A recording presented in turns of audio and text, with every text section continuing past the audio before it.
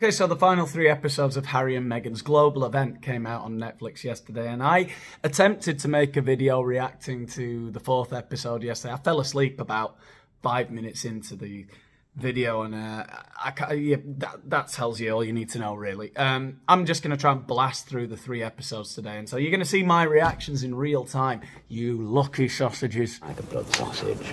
I want to say I've got no idea what to expect, but I feel I know exactly what I'm going to see. Let's just get into it. But hang on. No, let's not get into it. Far too many of you, and you know who you are coming here, watching my videos, getting entertained in so many ways, you can't even be bothered to leave a like and subscribe. It doesn't cost anything, just a little click of a button. So I'm not getting into anything until you hit like, subscribe, and leave a comment telling me how bloody grateful you are, okay? There was this moment where our private secretary, she worked for the Queen for almost, I think, 20 years. And what she said to me was, it's like this fish that's like swimming perfectly. Oh, great. A metaphor. Powerful, it's on the right current. And then one day this little organism comes in, this foreign organism, and the entire thing goes. See, because you're all too thick to understand the details, right? Basically, if you imagine that the royal family is like this fish, it's a fish, and the fish is swimming along happily in the current. Everything's going fine. It's going swimmingly. So the fish, the royal family, is happily swimming along, all fine, white. And then suddenly this foreign organism, a strong, independent black woman, comes along, and they're just like, ugh! What is that? What is it doing here? It doesn't look like us. It doesn't move like us. We don't like it. Get it off of us. I love you. Don't go in there. Get out. You have no right to say that. Stop it. Why should I? That hurt. Help. Marjorie is dead. And she just explained that, you know, they'll soon see that it's stronger, faster, even better. Better, stronger, faster. With this organism as part of it. Does anyone else find it hilarious that the metaphor Meghan uses to describe herself and her situation is that of a parasite feeding off a fish? It will be hard at the beginning for them to adjust to this new thing. Yes, the fish often find it difficult when the parasite initially gets in there and starts eating them from the inside out. But then it'll be amazing.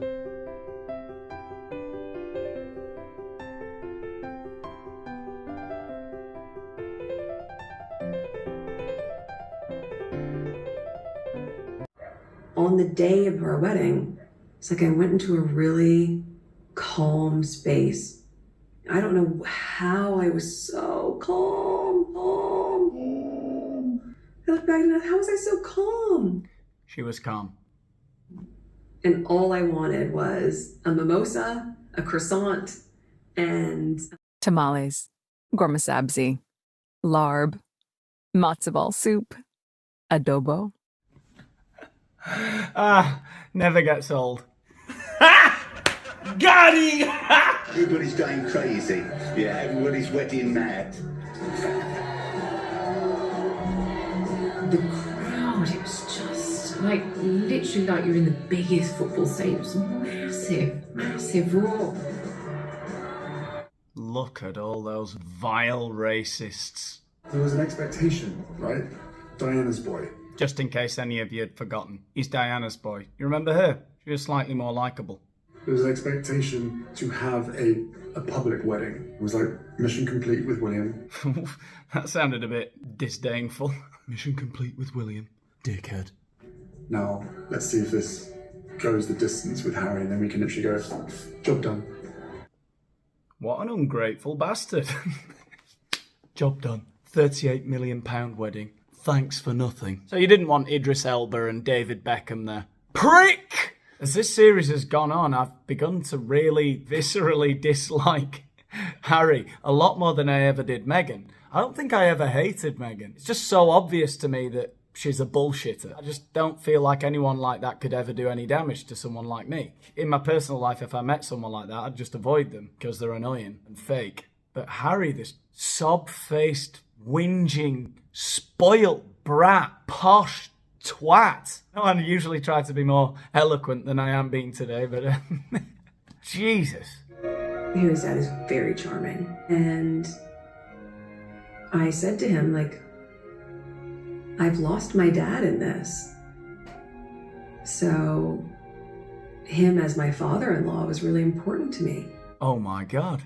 Is that the reason she didn't invite her dad to the wedding? Let me know in the comments. What is the official reason that Meghan gives as to why she lost contact or doesn't have anything to do with her dad anymore? Because it seems to me like she wanted the future King of England to walk her down the aisle. Maybe I'm just very cynical. So I asked him to walk me down the aisle, and he said yes. What was going through your head when you saw her coming?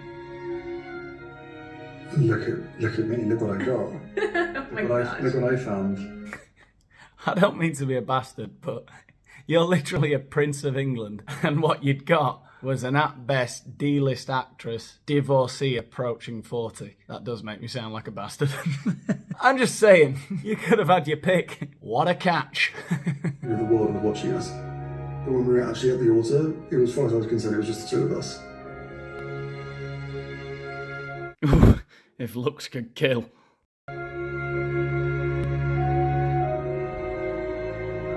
Age and I are really, really good at finding each other in the chaos. When we find each other, when we reconnect to like, oh, it's you, it's you. Hey Anna, are we really good at finding each other in the chaos? You know what I mean? When we, like, there's chaos and we find each other, like the other day, you know, I was like, it's you. Anna? It's not the rest of it doesn't matter, but the rest of it feels temporary. Hey Anna, the rest of it still matters. But it's just temporary, right? Okay? It's not permanent, it's temporary. A gospel choir that had never been part of a royal wedding before. There wasn't too much pushback on that. No. I think it was. Oh my God. No, there wasn't too much pushback on the gospel choir. Look at her face. Maleficent. No. I think it was. No.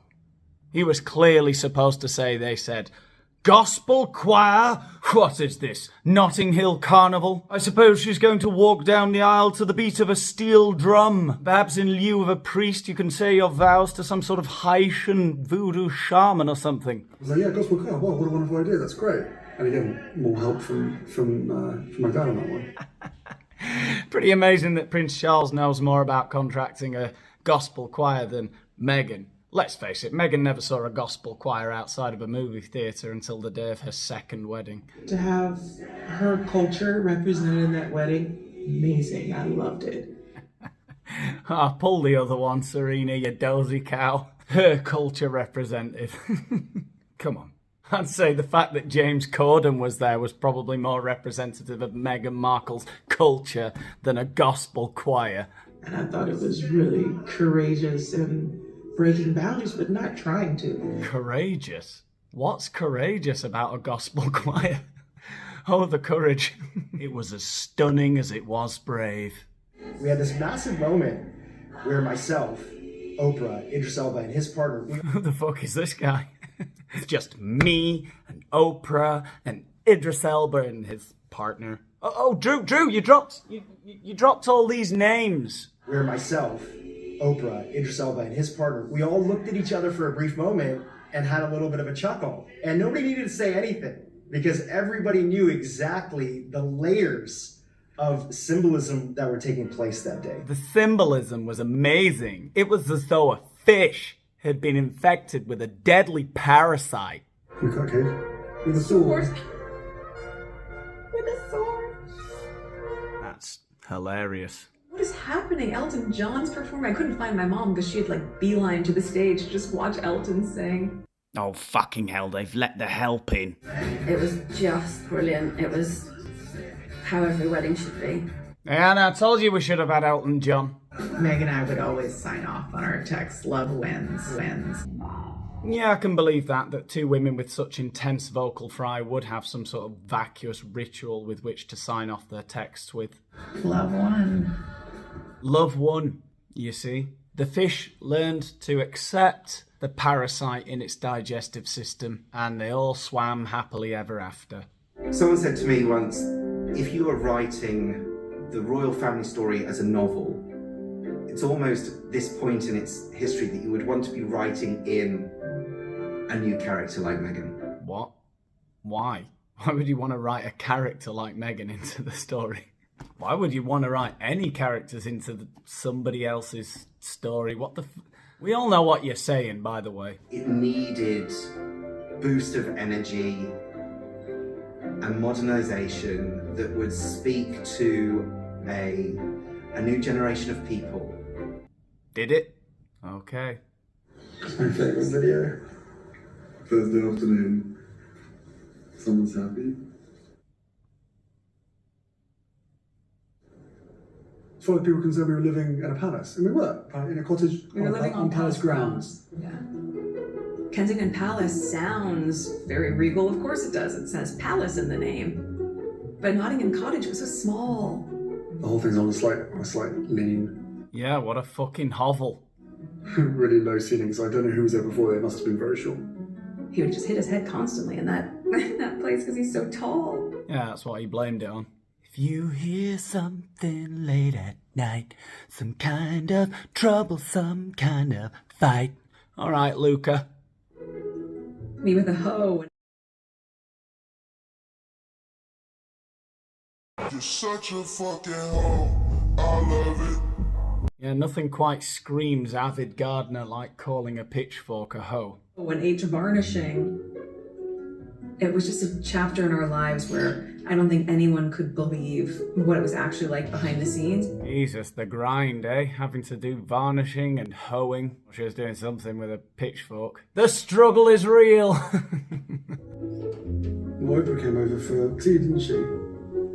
She did. And when she came in, she sat down, she goes, no one would ever believe it. No one would ever believe it. Okay, so I didn't get through more than about the first 10 minutes of the first of the 3 final episodes. But I don't know. Let me know in the comments. What would you like me to focus on? Because it's just I can pick any 5 minutes of any one of the episodes of this absolute circus, and I don't know. I just sit here pissing myself.